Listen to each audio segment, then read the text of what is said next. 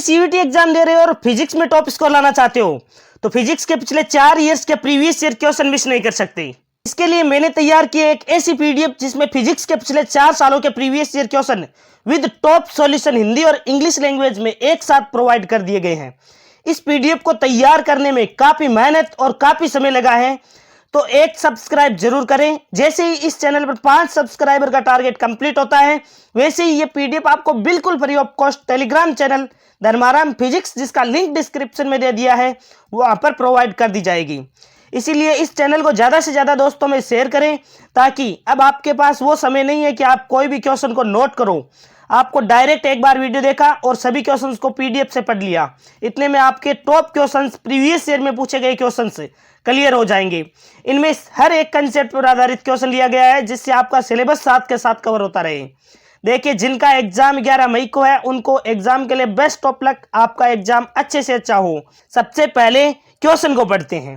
Question है जल का अपवर्तनांक कितना है, म्यू इक्वल टू 4/3 और कांच म्यू इक्वल टू 3/2 के बीच के अंतरापृष्ठ पर प्रकाश आपतित होता है।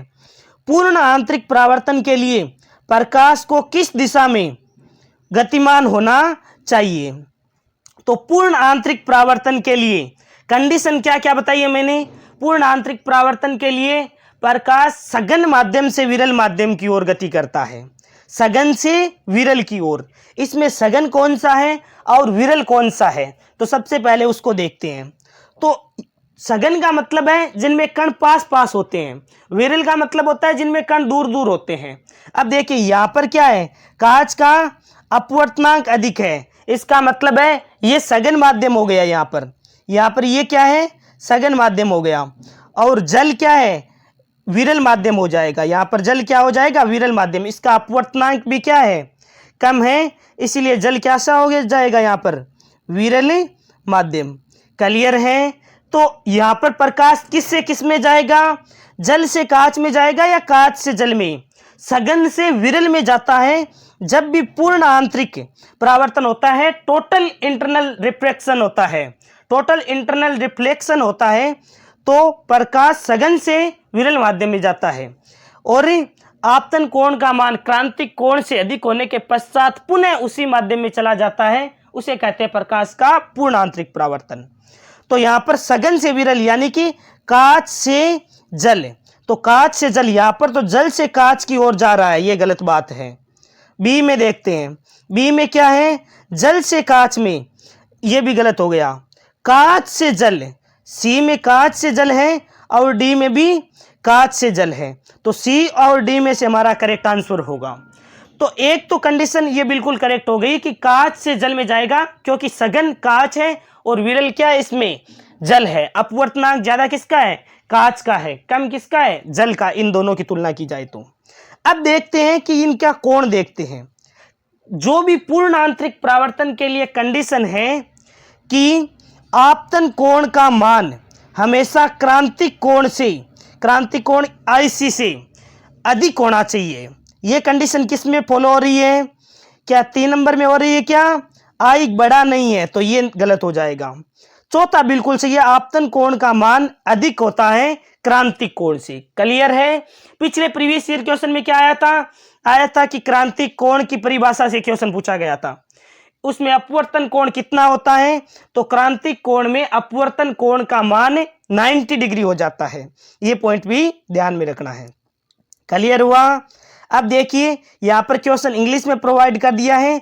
कोई भी विद्यार्थी को किसी भी प्रकार की परेशानी नहीं होने वाली है, बस आप हमारे चैनल को सब्सक्राइब जरूर कर देना। जो बच्चे अभी भी सब्सक्राइब नहीं करेंगे वो फ्री में मिलने वाले इंपॉर्टेंट PYQ और ट्रिक्स को मिस कर देंगे। देखिए, light is incident on an interface between water, जिसका अपवर्तनांक कितना दे रखा है, 4/3, एंड ग्लास जिसका 3/2। For total internal reflection light should be travelling from, reflection की बात की जा रही है, ठीक है ना। रिफ्लेक्शन नहीं बोल रहा हूं मैं, रिफ्लेक्शन बोल रहा हूं, ये ध्यान रखना। टोटल इंटरनल रिफ्लेक्शन पूर्ण आंतरिक परावर्तन के लिए कौन सा ऑप्शन हो जाएगा, डी करेक्ट हो जाएगा। क्योंकि ग्लास टू वाटर सघन से विरल में, यदि मैं तुलना करूं जैसे पानी की वायु की, तो उस कंडीशन में वायु हो जाता है विरल माध्यम, पानी हो जाता है सघन माध्यम। यहां पानी और कांच की बात की जा रही है, कांच हो जाएगा सघन माध्यम, वाटर हो जाएगा विरल माध्यम। क्लियर है? सघन माध्यम में कण पास पास होते हैं, विरल में दूर दूर होते हैं, ये पॉइंट भी ध्यान रख सकते हो। आपतन कोण का मान क्रांतिक कोण से अधिक होता है। अगला क्वेश्चन पढ़ने से पहले इसका टॉप सॉल्यूशन पढ़ लेते हैं, क्योंकि टॉप सॉल्यूशन और टॉप क्वेश्चन इसी चैनल पर आपको प्रोवाइड किए जाएंगे, वो भी आप जब चैनल को सब्सक्राइब करके मोटिवेट करते हो मेरे को ऐसे क्वेश्चन प्रोवाइड करने के लिए, तभी ये पॉसिबल हो पा रहा है। सब कुछ आपके कारण ही पॉसिबल है, आपके प्यार और सपोर्ट की वजह से ही मैं आगे बढ़ पा रहा हूं। देखिए शर्त क्या है पूर्ण आंतरिक परावर्तन के लिए, प्रकाश सघन माध्यम से विरल माध्यम की ओर जाना चाहिए। ये हो गई फर्स्ट कंडीशन। यहां कांच है सघन माध्यम और जल है विरल माध्यम, अपवर्तनांक दे दिया यहां पर, अतः प्रकाश कांच से जल की ओर जाएगा। दूसरी शर्त क्या है, आपतन कोण क्रांतिक कोण से बड़ा होना चाहिए, आपतन कोण क्रांतिक कोण से अधिक होना चाहिए। क्लियर हुआ? देखो कितने कितने शानदार शानदार क्वेश्चन क्लियर हो रहे हैं। अब देखिए आगे बढ़ते हैं दूसरे क्वेश्चन की ओर। एक और बेहतरीन क्वेश्चन है।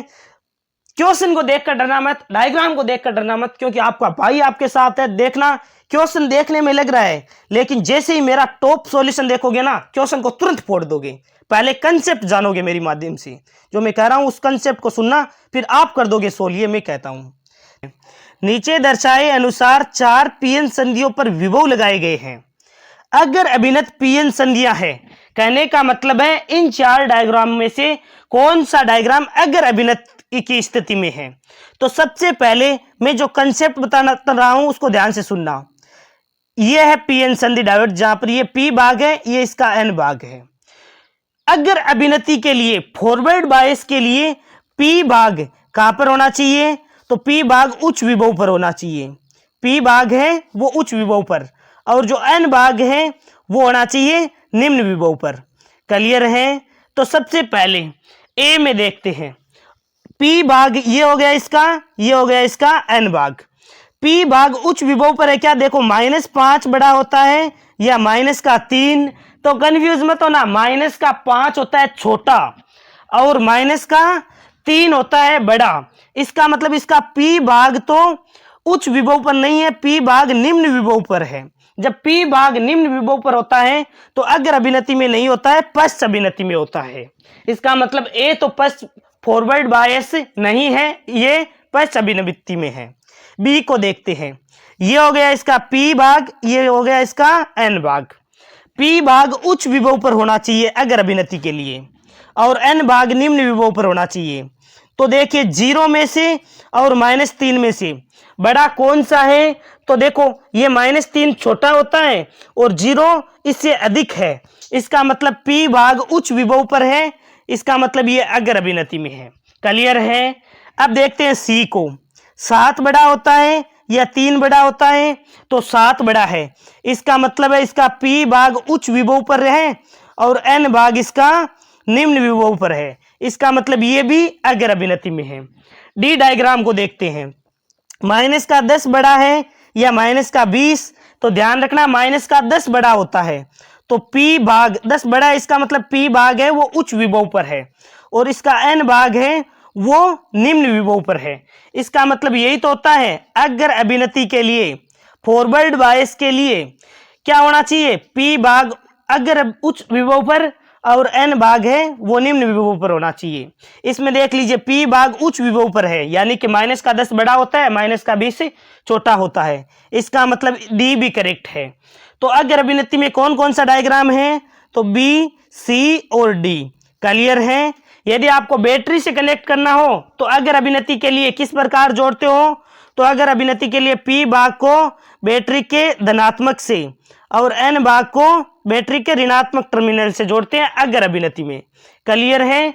वहीं पश्च अभिनति की बात की जाती है तो पी भाग को तो एन यानी कि नेगेटिव से और n भाग को पॉजिटिव से जोड़ दिया जाता है पश्च अभिनति में। इसके साथ ही एक कंसेप्ट और बता देता हूं, क्योंकि जब क्वेश्चन आता है तो क्वेश्चन के एक एक कंसेप्ट को क्लियर करवाता हूं ताकि आपका सिलेबस भी रिवाइज हो और कोई भी क्वेश्चन मिस नहीं हो। देखिए, अगर अभिनति में पीएन संधि डायोड में धारा प्रवाहित होती है लेकिन पश्च अभिनति में धारा प्रवाहित नहीं होती है, यह पॉइंट भी ध्यान रखना इंपॉर्टेंट होता है। क्लियर हुआ? देखिए, ये क्वेश्चन इसका टॉप सॉल्यूशन नीचे प्रोवाइड कर दिया है मैंने। बेहतरीन क्वेश्चन लगाओ ना तो एक सब्सक्राइब जरूर ठोक के आगे बढ़ना, क्योंकि आप जब सब्सक्राइब करते हो तभी मेरे को मोटिवेशन मिलता है नेक्स्ट वीडियो नेक्स्ट लेवल का प्रोवाइड करने के लिए। देखिए, पी सिरा उच्च विभव पर और एन सिरा निम्न विभव पर होना चाहिए अगर अभिनति के लिए। अगर अभिनति के लिए पी सिरा उच्च विभव पर और एन सिरा निम्न विभव पर होना चाहिए। तो यहां पर देखो, P -5 और -3, उनमें से तो P सिरा है वो छोटा हो गया, यानी देखो P क्या है, P है वो छोटा है और N बड़ा है। इसका मतलब ये अगर अभिनति में नहीं था, ये रिवर्स बायस यानी पश्च अभिनति में था। B को देखा तो हमने देखा P बड़ा है और N छोटा है, यानी P सिरा है वो उच्च विभव पर था, N सिरा निम्न विभव पर था। ये अगर अभिनति में है। C भी कैसा था अगर अभिनति में? क्यों? क्योंकि 7 बड़ा है 3 कम है, इसका मतलब P है वो उच्च विभव पर है, N निम्न विभव पर है। क्लियर है? समझ में तो आ रहा है ना? यहाँ पर -10 और -20 में से बड़ा कौन सा था? -10 बड़ा था, यानी P बड़ा था और N है वो छोटा है, यानी कि P भाग है वो उच्च विभव पर, N भाग निम्न विभव पर। इसका मतलब ये भी अगर अभिनति में है। तो BCD अगर अभिनति में था। इसमें ही उल्टा था, -5 है वो छोटा होता है, -3 बड़ा होता है। तो ये पश्च अभिनति में था। ध्यान रखना, पश्च अभिनति पूछे तब भी पता चल जाएगा आपको, अगर अभिनति का भी पता चल जाएगा। ये टॉप सॉल्यूशन केवल हमारे इसी यूट्यूब चैनल पर मिलने वाला है, बिल्कुल free of cost. Telegram channel join कर लेना, धर्माराम फिजिक्स, जिसका लिंक डिस्क्रिप्शन में दे दिया है। वहां पर ये PDF बिल्कुल फ्री ऑफ कॉस्ट प्रोवाइड कर दी गई है ताकि आप बिल्कुल भी परेशान नहीं हो। क्वेश्चन नंबर 3 एक और बेहतरीन क्वेश्चन है। सबसे पहले क्वेश्चन को पढ़िए। क्वेश्चन चाहे डिफिकल्ट हो या आसान हो, मैंने हर प्रकार का क्वेश्चन लिया है, केवल आपको खुश करने के लिए हल्के हल्के क्वेश्चन नहीं लिए। जो क्वेश्चन प्रीवियस ईयर में पूछे गए हैं, चाहे वो हल्के हो या फिर डिफिकल्ट हो, सब क्वेश्चन को लिया है। इसीलिए वही स्टूडेंट्स जीतेगा जो लास्ट तक टिका रहेगा, क्योंकि शुरू तो सब करते हैं लेकिन अंत वही करते हैं जो विनर होता है। रेस स्टार्ट सब करते हैं लेकिन रेस में विनर वही होता है जो अंत में सबसे आगे होता है। जो विद्यार्थी इस वीडियो को लास्ट तक देखेगा वही सभी कंसेप्ट को जान पाएगा, इस क्लास की वैल्यू को समझ पाएगा। क्वेश्चन नंबर 3 को सबसे पहले पढ़ते हैं। शानदार क्वेश्चन है, जबरदस्त क्वेश्चन है और दिमाग पर जोर डालने वाला क्वेश्चन है। 10 की पावर 3 सेंटीमीटर स्क्वायर क्षेत्रफल वाली 200 फेरों की एक वर्ताकार कुंडली 0.02 टेस्ला के एक समान चुंबकीय क्षेत्र में कुंडली के घूर्णन अक्ष के लंबवत 60 चक्कर प्रति मिनट की दर से घूमती है। कुंडली में प्रेरित अधिकतम वोल्ट था। तो ध्यान रखना, जब भी एक समान चुंबकीय क्षेत्र है उसमें कुंडली घूर्णन कर रही है तब आपको अधिकतम वोल्टता पूछा है। अधिकतम वोल्टता E0 क्या होता है? NAB omega. ध्यान रखना, इस फॉर्मूले में डायरेक्ट आपको मान रखना है। N होता है फेरों की संख्या। क्या इसने फेरों की संख्या दी है कि? देखो 200 फेरे, यानी कि N का मान दे दिया है 200। A होता है क्षेत्रफल। क्षेत्रफल कितना दिया है? 10 की पावर 3 सेंटीमीटर स्क्वायर। इसे आप सेंटीमीटर को मीटर में भी बदल सकते हो। तो A का मान भी दे दिया है। B क्षेत्रफल दे रखा है क्या? B चुंबकीय क्षेत्र। देखो चुंबकीय क्षेत्र का मात्रक क्या होता है? टेस्ला। तो यहां पर ये रहा टेस्ला और ये रहा 0.02 टेस्ला, यानी कि चुंबकीय क्षेत्र का मान भी दे रखा है। ओमेगा की बात करें तो ओमेगा कितना दे रखा है? 60 चक्कर प्रति मिनट। 60 चक्कर प्रति मिनट है। इसे रेडियन प्रति सेकंड में बदलने के लिए π/30 से मल्टीप्लाई कर दो। डायरेक्ट ट्रिक बता रहा हूं मैं। जब भी चक्कर प्रति मिनट दे रखा है ओमेगा का मान और आपको रेडियन प्रति सेकंड में बदलना है ना, तो आपको π/30 से मल्टीप्लाई कर दो। 0 से 0 कैंसिल हो जाएगा और 2π आ जाएगा ओमेगा का मान। क्लियर है? 2π किसका मान आ जाएगा? ओमेगा का। वैल्यू फॉर्मूले में जैसे ही रखेंगे तो हमारे पास आंसर प्राप्त हो जाएगा 4/5 पाई वोल्ट। क्लियर है? समझ में आया? अब देखिए, ये जो चक्कर प्रति मिनट है इसे आप ऐसे भी निकाल सकते हो। ओमेगा बराबर क्या होता है? 2 पाई एफ आवर्ती, आवर्ती से भी निकाल सकते हो। अब क्या होती है आवर्ती, आवर्ती कितनी है 60 चक्कर प्रति मिनट है ना, मिनट को सेकंड में बदलने के लिए 60 का भाग लगा दूं तो डायरेक्ट ओमेगा का मान रेडियन पर सेकंड में इस प्रकार भी निकाल सकते हो। 60 से 60 कैंसिल हो जाएगा, 2 पाई आ जाएगा। क्लियर है? फॉर्मूले में मान रखने पर कितना प्राप्त होगा 4/5 पाई। किस ऑप्शन में दे रखा है, ऑप्शन सी में दे रखा है, तो यही हमारा करेक्ट हो जाएगा। अब देखिए ये क्वेश्चन मैंने इंग्लिश में प्रोवाइड कर दिया है और यहां पर इसका नीचे टॉप सॉल्यूशन प्रोवाइड कर दिया है। तो देखिए हमें ई नोट का मान निकालना था अधिकतम वोल्ट का, कैसे निकालेंगे, N A B omega, N का मान 200 फेरे, ए क्षेत्रफल 10⁻³ सेंटीमीटर स्क्वायर था और इसे मीटर स्क्वायर में बदलने के लिए 10⁻⁻4 से मल्टीप्लाई कर दिया। क्लियर हुआ? बी का मान दे रखा था 0.02 टेस्ला, ओमेगा बराबर 2 पाई एफ होता है। इस प्रकार भी मैंने कहा था ना, ऐसे भी निकाल सकते हो 2 पाई एफ का मान देखो 60 मिनट था। आवर्ती क्या होती है प्रति सेकंड कंपनों या दोलनों की संख्या, तो 60/60 तब हमारी आवर्ती आ गई। डायरेक्ट वैसे भी मैंने बता दिया है कि आपको डायरेक्ट निकालना है तो चक्कर प्रति मिनट है, उसको पाई/30 से मल्टीप्लाई कर दूं, फिर भी कितना आया 2 पाई रेडियन प्रति सेकंड में बदलना था। फॉर्मूले में मान रखा तो हमें प्राप्त हो गया 4/5 पाई वोल्ट। कैसा लगा यह क्वेश्चन? बेहतरीन क्वेश्चन है। केवल और केवल E naught is equal to N A B omega, इस फॉर्मूले में मान रखना है। क्लियर हुआ? ध्यान रखना, ये जब भी कुंडली घूर्णन कर रही है एक समान चुंबकीय क्षेत्र में तब अधिकतम वोल्टता के लिए फॉर्मूला होता है। अगला चौथा क्वेश्चन एक और बेहतरीन क्वेश्चन है, लेकिन ये क्वेश्चन हर विद्यार्थी एक एक सेट लगा रहा है तो उसे पता चल ही गया होगा कि मैं जब कंसेप्ट बता रहा हूं तो ये क्वेश्चन न जाने कितनी बार बता दिया है। देखिए विद्युत चुंबकीय स्पेक्ट्रम में V1, V2 और V3 क्रमशः सूक्ष्म तरंगों, पराबैंगनी तरंगों और गामा किरणों की आवर्तियों को दर्शाते हैं। हम निष्कर्ष निकाल सकते हैं कि आपको सही संबंध बताना है आवर्ती का, और आवर्ती का कैसा क्रम बताना है। तो आपको देखना है कि सबसे अधिक आवर्ती किसकी है, सबसे उससे 2 नंबर किसकी कम है, 3 नंबर किसकी कम है, इस प्रकार। तो हमें पता है कि हमने रेडियो तरंगे, माइक्रोवेव यानी सूक्ष्म तरंगे, देखो सभी के बता देता हूं, रेडियो तरंगे, फिर आता है माइक्रोवेव यानी कि सूक्ष्म तरंगे, सूक्ष्म तरंगों के बाद में क्या होता है इंफ्रारेड यानी कि अवरक्त तरंगे, और अवरक्त तरंगों के बाद क्या आता है लाइट वेव्स यानी कि प्रकाश तरंगे, और उसके बाद में क्या आता है यूवी रेज यानी पराबैंगनी किरणें, पराबैंगनी किरणें के बाद में क्या आता है, पराबैंगनी किरणों के बाद में आता है आपका एक्स रेज, और एक्स रेज के बाद में क्या आता है गामा किरणें, एक्स रे, उसके बाद में गामा किरणें। क्लियर है? अब देखिए ये आपको क्रम याद होना चाहिए कि यहां से इस ओर जैसे ही जाओगे आप इस प्रकार जाओगे तो तरंग दैर्घ्य का बढ़ता क्रम है, तरंग दैर्घ्य का क्या है, तरंग दैर्घ्य का घटता क्रम है, सॉरी तरंग दैर्घ्य का क्या है, तरंग दैर्घ्य यानी कि लैम्ब्डा का ये घटता क्रम है। सबसे अधिक तरंग दैर्घ्य है रेडियो तरंग का, उससे कम तरंग दैर्घ्य है सूक्ष्म तरंगों का, उससे कम तरंग दैर्घ्य है अवरक्त तरंगों का, उससे कम तरंग दैर्घ्य है प्रकाश तरंगों का, उसके बाद में पराबैंगनी का, एक्स-रे का और गामा किरणों का। ये तो तरंग दैर्घ्य का घटता क्रम है। अब C बराबर क्या होता है न्यू लैम्ब्डा, कहने का मतलब है आवर्ती है वो तरंग दैर्घ्य के व्युत्क्रमानुपाती होता है। अब जब ये तरंग दैर्घ्य का घटता क्रम है इसका मतलब है ये आवर्ती का बढ़ता क्रम है, ये आवर्ती का बढ़ता क्रम है। आवर्ती सबसे अधिक किसकी हो जाएगी, गामा किरणों की आवर्ती अधिक हो जाएगी, तरंग दैर्घ्य सबसे कम हो जाएगा। अब रेडियो तरंगे हैं तो रेडियो तरंगों का तरंग दैर्घ्य लैम्ब्डा क्या है, लैम्ब्डा तो अधिक है लेकिन न्यू आवर्ती क्या है सबसे कम है। तो यहां पर एक तो देखो रेडियो तरंग भी दे रखी है, यहां पर रेडियो तरंग दे रखी है ना, देखो रेडियो तरंग इसने दी नहीं है, सूक्ष्म तरंगे दे रखी है यानी कि ये दे रखी है।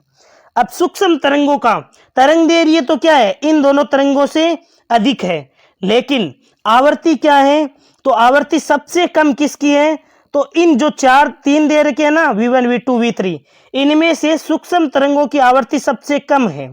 आवर्ती सबसे कम किसकी है सूक्ष्म तरंगों की, यानी कि सबसे कम आएगा V1, बाकी V1 से अधिक ही आने वाले हैं। V2 और V1 है, V2 V3 ये अधिक ही आने वाले हैं।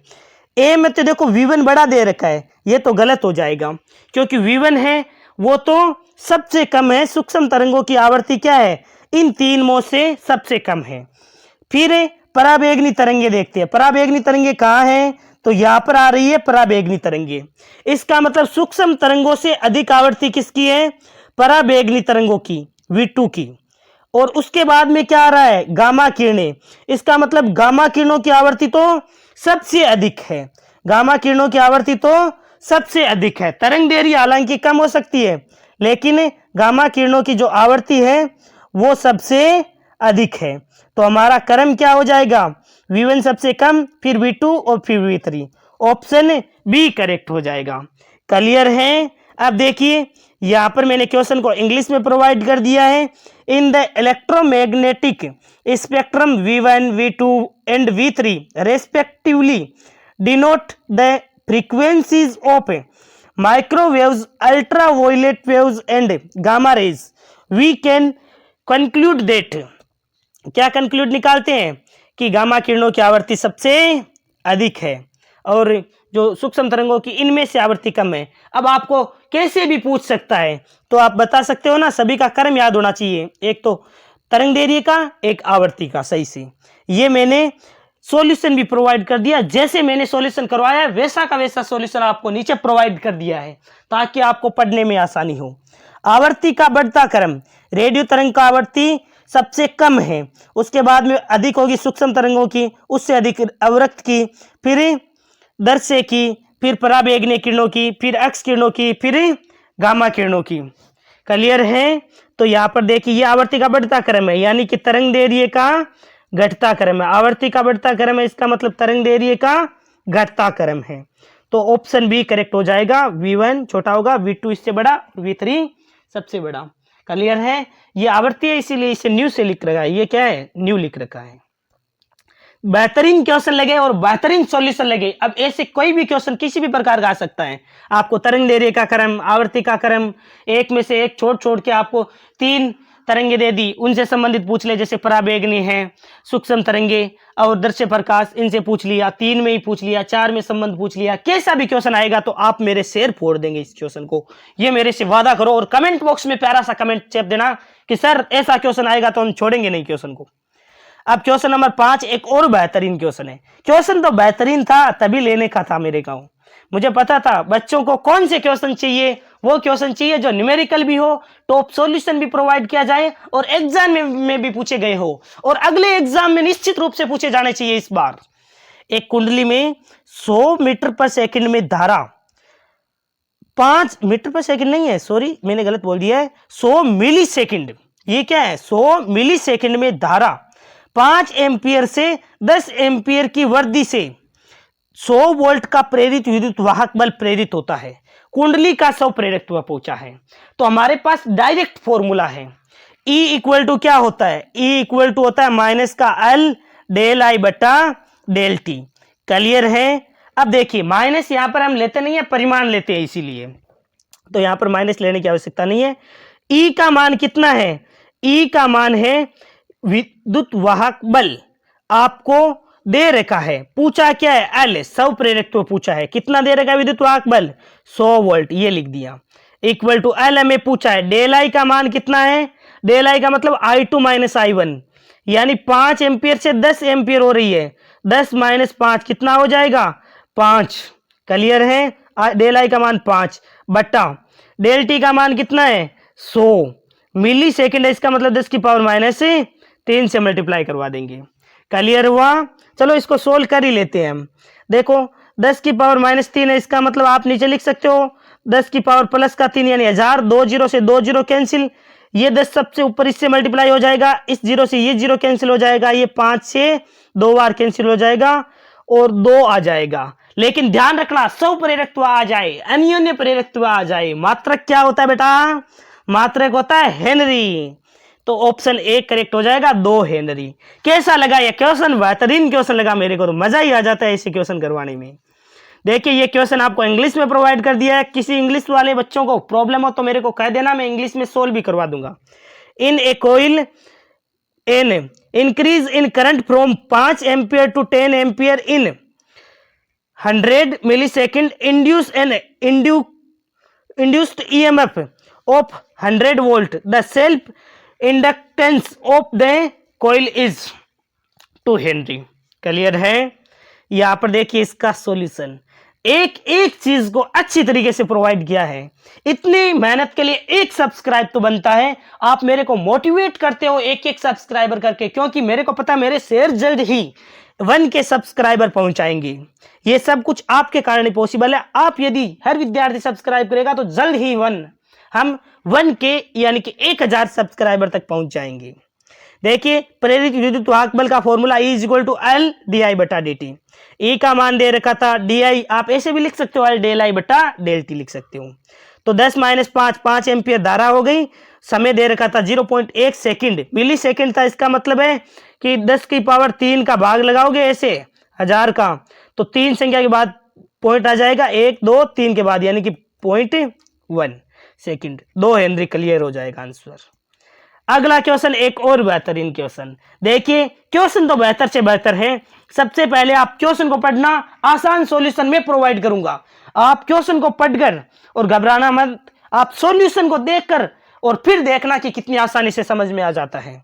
सबसे पहले पढ़ते हैं यंग के द्विजिरी प्रयोग में। ये देखो ऐसे क्वेश्चन है ना, यंग का द्विस्लिट प्रयोग कई बार आपको पूछ लेता है कि स्लिटिको मध्य की दूरी दे दी और स्क्रीन की दूरी दे दी और आपको फ्रिंज चौड़ाई पूछ ली, बीटा = लेमडा d/d। तो उस फॉर्मूले को मत भूलना। समझ में आ गया ना? अब ये क्वेश्चन क्या है, तो ये उससे अलग क्वेश्चन है। द्विजिरी प्रयोग में, क्योंकि टाइप चेंज करता रहता हूं मैं ताकि हर टाइप कवर हो जाए।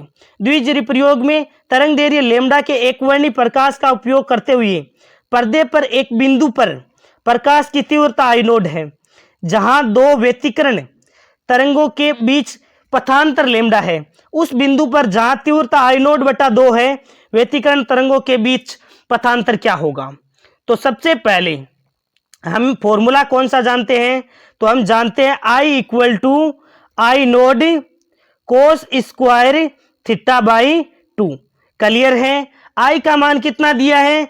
इसने कहा है कि जीरो में तरंग दैर्घ्य लेमडा के एकवर्णी प्रकाश का उपयोग करते हुए पर्दे पर एक बिंदु पर प्रकाश की तीव्रता कितनी है? आई नोड है।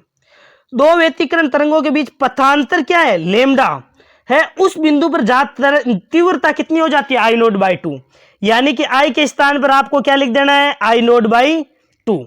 अब आई नोड से आई नोड कैंसिल हो जाएगा। क्लियर है? स्क्वायर हटाओगे तो यहां पर क्या लग जाएगा? स्क्वायर हटाओगे तो यहां पर लग जाएगा √। अब बताओ 1/√2 है। कोस को इधर लेकर आओगे तो कोस इनवर्स 1/√2 = θ/2 या 5/2, यहां पर 5/2 लिख सकते हो। तो कोस का मान कहां पर होता है? 1/√2। तो कोस 45 पर होता है, कोस π/4 पर होता है। इस 2 को इससे मल्टीप्लाई करोगे तो कितना आ जाएगा? कलांतर फाई कितना आ जाएगा? फाई आ जाएगा π/2। कलांतर फाई कितना आ जाएगा?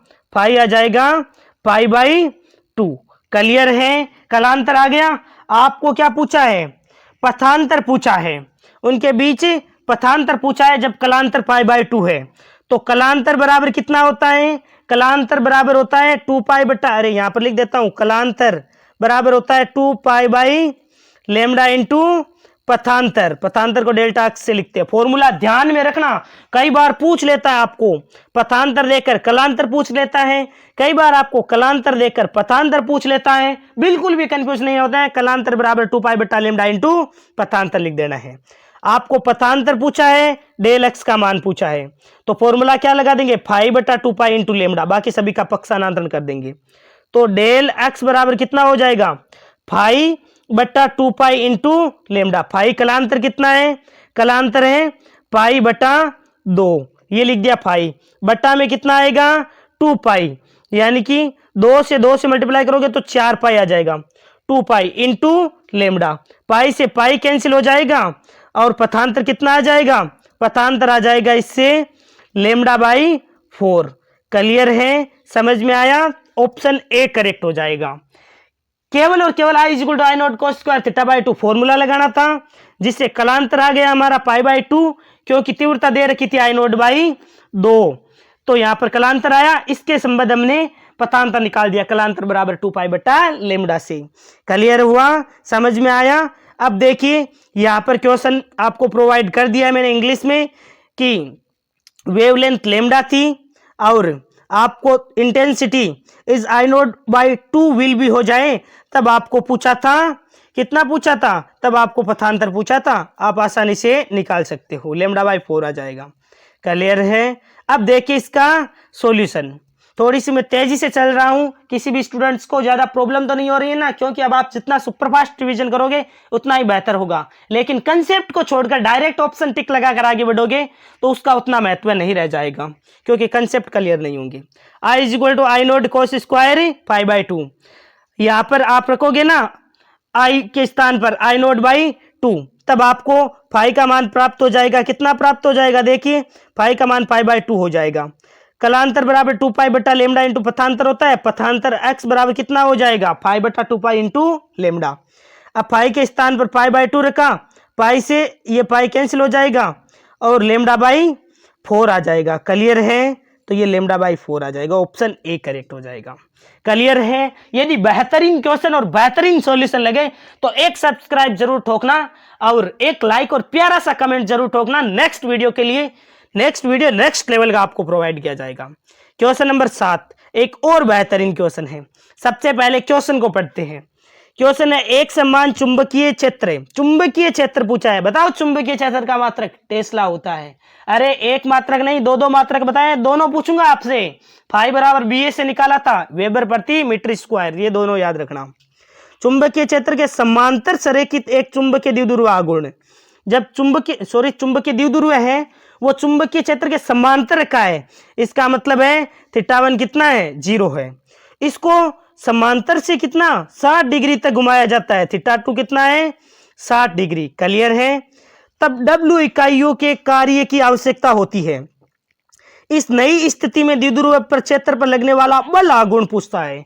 कितना बेहतरीन क्वेश्चन है। हर कोई विद्यार्थी जब सोल्व नहीं करेगा ना, पहले इनकी प्रैक्टिस नहीं करेगा तो वो नहीं सोल्व कर पाएगा, लेकिन एक बार आप मेरे साथ प्रैक्टिस करके देखना और फिर क्वेश्चन आसानी से सोल्व हो जाएगा।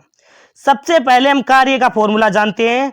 चुंबकीय क्षेत्र के लिए द्विध्रुव के लिए कार्य कितना होता है, W is equal to M B cos θ1 minus cos θ2।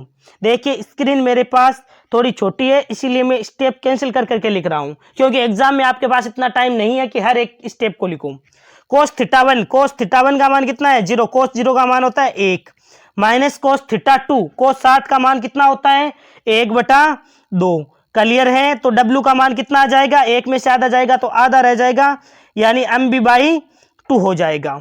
Clear है। हमें कार्य नहीं पूछा, कार्य पूछता इस रूप में ऑप्शन दे रखे होते तो हमें आसानी से इनमें से mb/2 जिसमें भी होता वो क्लियर कर देते, लेकिन इसने एक स्टेप आगे क्वेश्चन पूछा है। यही तो खास बात होती है खास क्वेश्चनों की। देखिए बल आघूर्ण पूछा है तो टो इक्वल टू क्या होता है, टो इक्वल टू होता है mb sine theta. T equal to क्या होता है mb साइन थीटा। मैं लिख देता हूं ताकि कंफ्यूज नहीं हो, साइन थीटा। अब देखिए mb साइन थीटा है, mb के स्थान पर क्या रख सकते हो आप, m और b के स्थान पर क्या लिख सकते हो, तो w बराबर क्या है mb/2। mb का मान निकालना है तो इस w को इससे मल्टीप्लाई कर दो, mb के स्थान पर आप लिख सकते हो 2w। क्लियर है, क्योंकि हमें w के रूप में आंसर दे रखा है।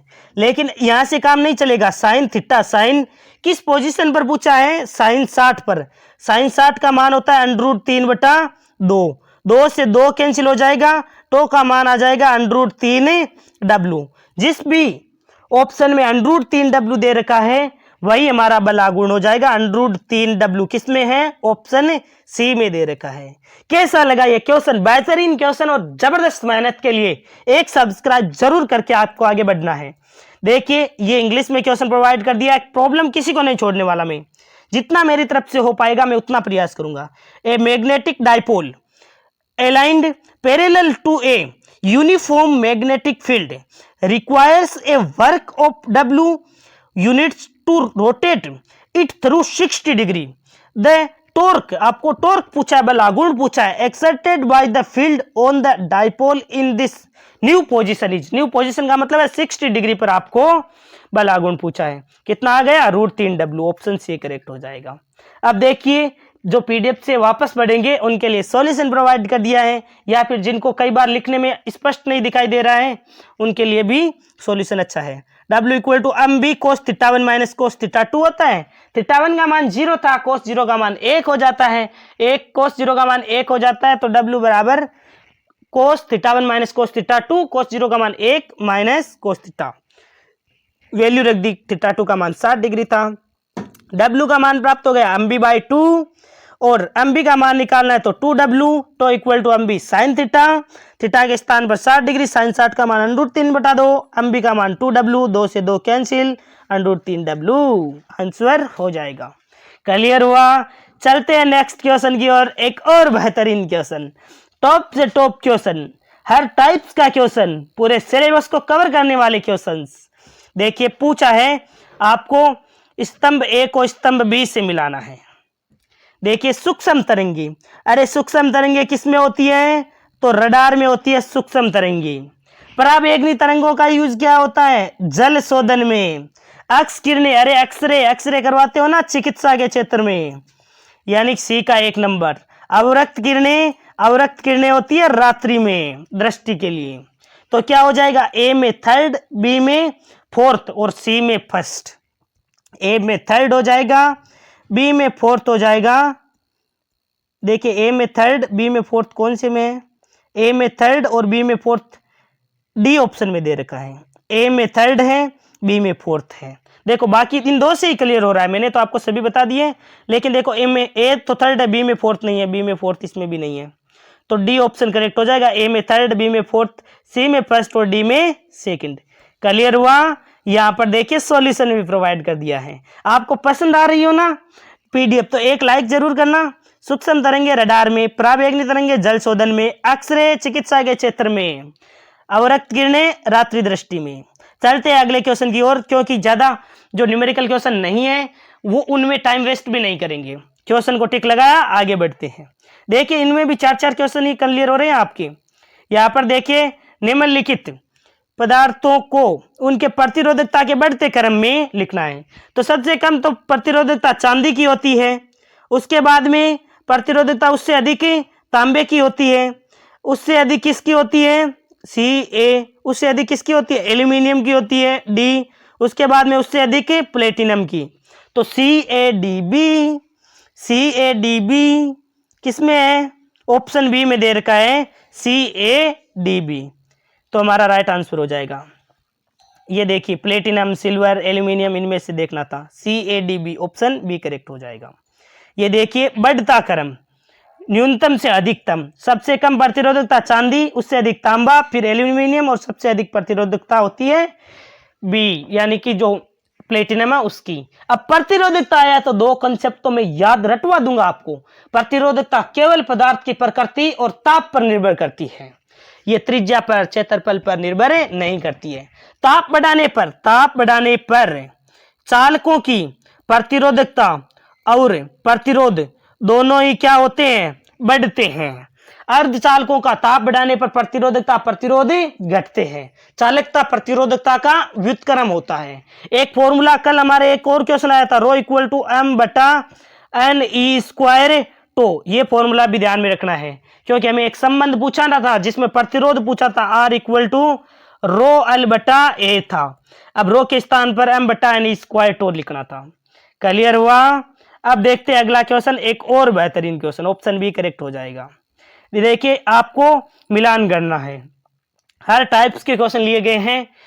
मानव नेत्र में क्या होता है? समायोज्य फोकस दूरी वाला लेंस। मानव नेत्र में क्या होता है?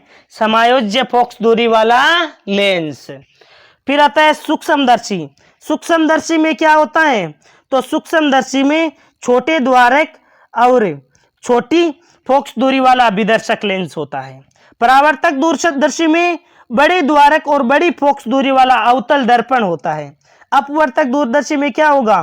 तो इसमें बड़े द्वारक और बड़ी फोकस दूरी वाला अभिदर्शक लेंस हो जाएगा। हमारा ऑप्शन करेक्ट कौन सा हो जाएगा?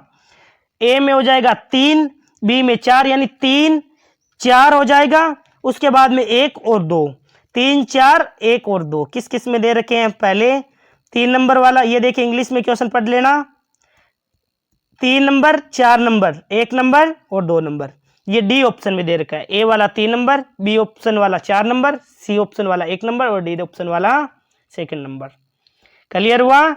यहाँ पर आप इंग्लिश में भी क्वेश्चन पढ़ सकते हो। माइक्रोवेव्स है, ये किस में होगा?